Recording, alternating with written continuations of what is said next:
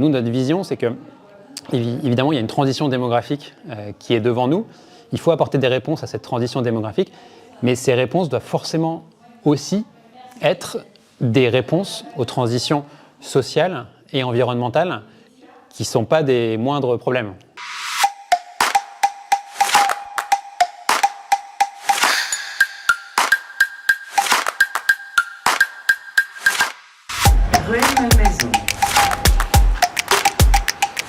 Bonjour, bienvenue à la Maison du Soleil.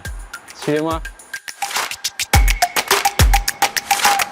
Bien commun est une entreprise sociale de l'économie sociale et solidaire qui développe et opère des habitats partagés et accompagnés pour des personnes âgées qui ont des troubles cognitifs.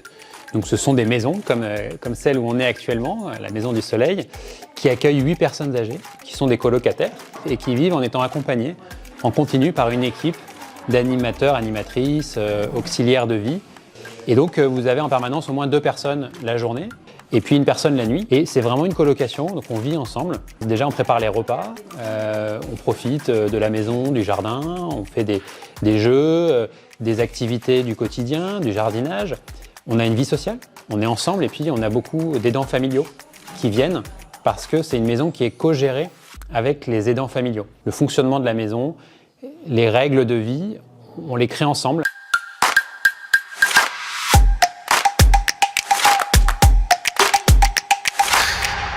En fait, en 2016, avec Thibaut et Clément, on a créé À l'Envie, qui est un service d'aide à domicile aux personnes âgées, qui est basé à Paris et en banlieue parisienne, où on a voulu créer un cadre de travail qui revalorise le métier d'auxiliaire de vie. Donc il y a 90 auxiliaires d'Envie qui travaillent aujourd'hui chez À l'Envie et qui accompagnent au quotidien des personnes âgées, et avec un cadre de travail qui leur permet d'avoir du pouvoir d'agir. Donc elles gèrent elles-mêmes leur planning, la relation avec les familles, elles décident qui elles recrutent dans des petites équipes sectorisées. Donc ça, c'est notre histoire d'À l'Envie depuis 2016. Et donc on accompagne beaucoup de personnes âgées, et en particulier des personnes qui ont des troubles cognitifs. Et on a observé que beaucoup d'entre elles, au bout d'un moment, s'isolaient quand elles étaient seules chez elles, et que finalement, ça devenait très difficile à vivre pour elles pouvaient se mettre en danger, parfois pour les conjoints aussi, et que finalement, la seule alternative qui était proposée, c'était l'EHPAD. Et l'EHPAD, c'est un lieu médicalisé, donc ça se justifie pour certaines personnes qui ont besoin de soins importants, mais beaucoup de personnes qui ont des troubles cognitifs, la maladie d'Alzheimer en l'occurrence, n'ont pas forcément besoin de soins. Elles ont besoin avant tout de vie sociale, qui est, si j'ose dire, la meilleure thérapie non médicamenteuse pour que cette maladie évolue le moins négativement possible. Et donc c'est dans ces lieux de colocation, dans des belles maisons, avec une équipe chaleureuse, professionnelle, qu'on peut avoir cette vie sociale et finalement avoir cette évolution la moins négative possible. Et donc après, on n'a rien inventé, puisque c'est quelque chose qui se développe énormément aussi dans d'autres pays. En Allemagne, il y a des milliers de maisons comme celles qu'on développe. Il y avait aussi d'autres pionniers en France, comme la Maison des Sages ou les Petits Frères des Pauvres. Par contre, il y en a très peu, et donc c'est quelque chose qu'il faut absolument développer comme réponse aujourd'hui, voilà, comme habitat intermédiaire entre le domicile et l'EHPAD. Je vous présente le salon. Donc c'est notre petit salon où on se retrouve pour des soirées films. La partie salle à manger, on se réunit tous les jours ici à 13h pour manger et aussi faire des activités ensemble. Là, la cuisine, c'est là où on se retrouve pour faire à manger avec les colocs. On adore manger. Au rez-de-chaussée, nous avons 2 chambres. Delphine, est-ce que je peux visiter ta chambre? L'idée, c'est que chacun puisse personnaliser aussi sa chambre, donc avec des photos de famille, des livres, pour qu'elle puisse se sentir chez soi. On va aller au premier.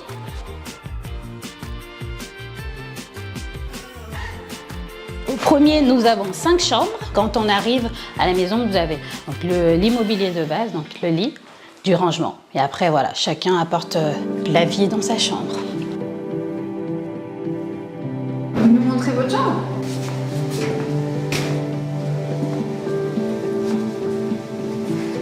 C'est ma chambre. Est-ce que vous pouvez me donner votre prénom? Angèle. Vous vivez ici avec plusieurs personnes?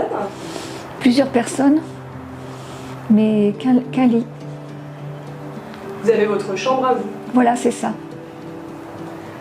Et vous vous entendez bien avec les autres colocataires? Oui. Il y a Delphine. Delphine et Liliane aussi. Ouais. Voilà, Comment vous vous sentez, vous, ici? moi je me sens bien. Vous vous sentez comme à la maison? Oui. Je prends mon petit déj, tranquille.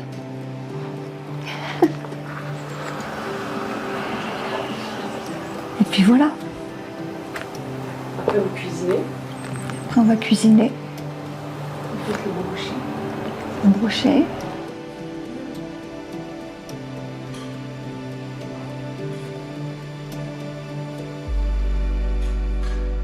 Je vois derrière vous que vous avez pas mal de feutres et de crayons de couleur. Vous aimez dessiner?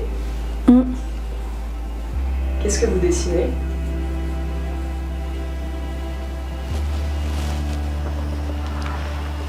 Tout ça.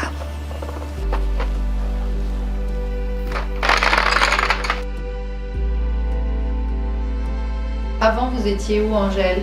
Vous étiez en EHPAD. Ouais, Mais après, vous avez demandé de venir ici. oui, Ça change beaucoup ici par rapport- oui.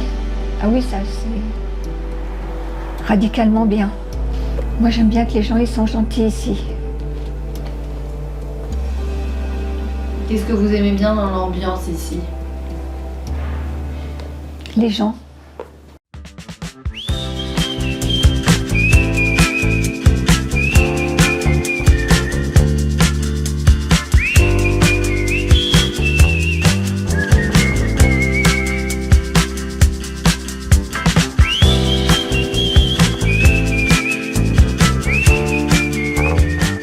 Ce qui est passionnant à travers le projet Bien commun, c'est que c'est vraiment un projet au travers duquel on pense qu'on peut avoir un vrai impact systémique. Parce que évidemment, l'objectif numéro un, c'est de fournir un cadre de bien-être qualitatif aux personnes qui vivent ici, aux colocataires. Mais c'est aussi un lieu de travail qui doit être épanouissant pour les auxiliaires de vie, les animateurs, animatrices, parce que finalement, le domicile, c'est quand même très fatigant, même si on le fait dans des bonnes conditions. On est toujours à droite à gauche. Les grands établissements, on sait que c'est un peu l'usine. Là, on peut à la fois être dans la personnalisation du projet de vie avec les personnes et en même temps avoir un job sédentaire où on vient tous les jours au même endroit avec des horaires stables. Donc, il y a cet enjeu de qualité du travail. Il y a un autre enjeu qui est pour les aidants familiaux, parce qu'avoir un lieu dans lequel on peut être impliqué, qui est proche de chez soi, parce que c'est des petites unités qui peuvent s'implanter un peu partout, bah, c'est plus motivant que d'être dans un EHPAD où tout est écrit à l'avance et finalement on devient un peu un client. Et puis, donc là j'ai parlé des bénéficiaires, des personnes qui travaillent, des aidants familiaux. Il y a aussi un impact environnemental, puisqu'on réemploie des maisons qui existent déjà, qui sont des logements généralement individuels où il y a 2-3 personnes qui habitent, on en fait un logement pour 8 personnes. Donc c'est plus vertueux que d'aller couler du béton en artificialisant des sols en périphérie des villes. Ça permet aussi de venir dans des quartiers où il y a de moins en moins de personnes âgées, quartier où on est ici, qui peut être très résidentiel, où il n'y a plus que des familles, et donc remettre les personnes âgées au cœur de la cité, et puis évidemment créer du lien social avec le quartier. Voilà. On ne prétend pas qu'on fait tout parfaitement, mais on a déjà eu des visites, des écoles, des associations locales, c'est quelque chose qu'on veut vraiment développer, du bénévolat, pourquoi pas aussi. Donc c'est vraiment cette logique d'impact systémique. Nous, notre vision, c'est que, évidemment, il y a une transition démographique qui est devant nous. Il faut apporter des réponses à cette transition démographique, mais ces réponses doivent forcément aussi être des réponses aux transitions sociales et environnementales qui ne sont pas des moindres problèmes. Et c'est ça l'objectif aussi d'être une entreprise sociale, d'être une entreprise à mission. On est intervenu sur un financement immobilier, donc la maison qui est juste derrière nous. À l'envie porte un projet qui est en phase avec la philosophie du crédit coopératif, qui est assez structurant pour notre société avec le traitement de nos anciens, avec une approche de ce sujet assez neuve. C'était une évidence pour nous de tout faire pour apporter des solutions à ce beau projet. Le crédit coopératif se veut vraiment être la banque des transitions, qu'elles soient environnementales, sociétales, avec une connivence particulière sur tous les projets dits à impact, donc qui ont des répercussions positives aujourd'hui et potentiellement demain sur notre société. Et effectivement, à cet égard, le monde ESS de l'économie sociale et solidaire, est vraiment pionnier sur tous ces sujets-là. Et donc c'est aussi pour ça que c'est nos premiers partenaires, nos premiers clients au Crédit Coopératif. Le modèle coopératif, c'est pas juste une image de marque, c'est vraiment notre essence, notre raison d'être. Donc c'est d'abord un modèle de gouvernance, donc ça sous-entend une visibilité, un droit de regard sur tout ce qui se passe chez nous. À côté de ça, les décisions sont collégiales, soumises à vote lors de nos assemblées générales.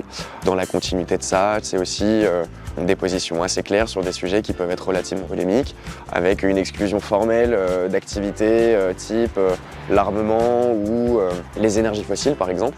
C'est une orientation au quotidien de l'exercice de nos fonctions, moi dans mon métier de chargé d'affaires, qui nous oriente vers des projets à impact du coup, qui ont une dimension vraiment positive sur notre société et pour notre monde de demain du coup.